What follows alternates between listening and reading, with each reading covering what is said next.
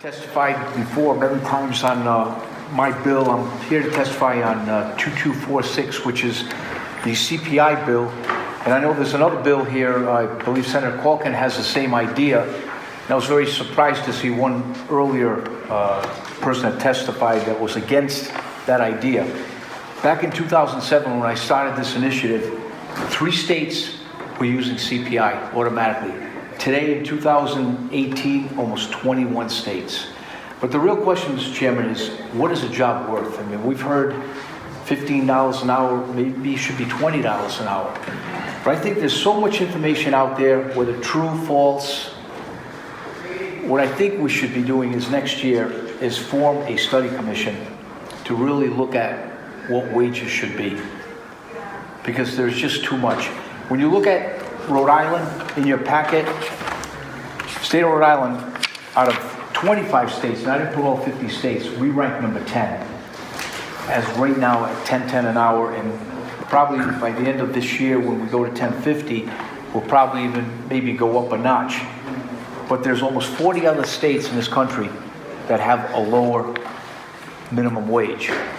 But is it the fact that we live in Rhode Island? Is it because our state has high costs? We don't know those answers. But by having the federal government dictate from the Consumer Price Index, we do it for COLA, we do it for Social Security. We have a lot of seniors that live on Social Security. But guess what? The federal government every year uses a COLA standard to determine what their increases are. And I've handed this color brochure of the Providence region only.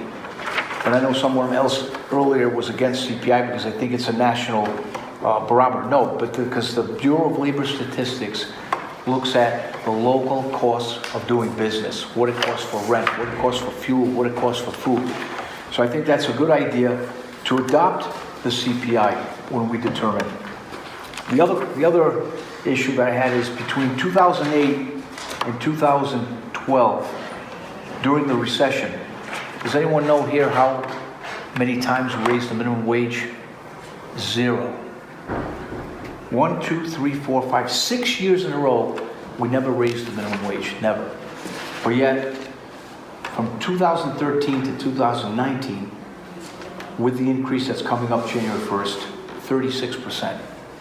So, the issue here, Mr. Chairman, is, and ladies and gentlemen of the Senate, we should really sit down and maybe we should study this issue and find out what the true minimum wage should be for the state of Rhode Island. We keep hearing about our neighborhood states, Connecticut, Massachusetts.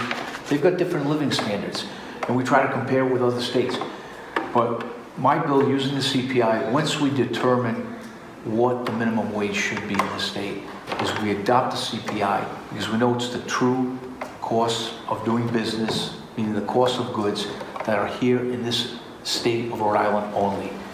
So, Mr. Chairman, I'm keeping it brief because I know it's been a long day today of folks opposing even to my bill. Thank you, Senator Katz. I don't know how you work with the packet you put together every year. I try to make it a little smaller this year.